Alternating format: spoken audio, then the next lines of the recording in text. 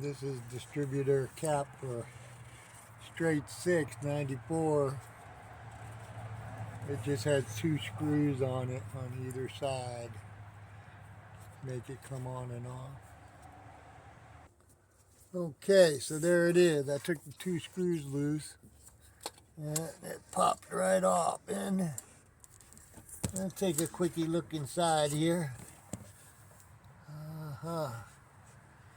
Yeah, they are really corroded and worn. Been a long time. I haven't done mine in, probably 100,000 miles, maybe more. You can see how corroded they are in there. Yeah, that might be my whole problem. See if I can get a better look at that.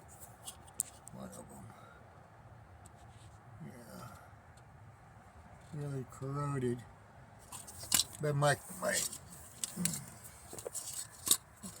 rotor is probably wore down pretty good too. Like I said, it's probably been close. Look at that rotor. It is flat wore down.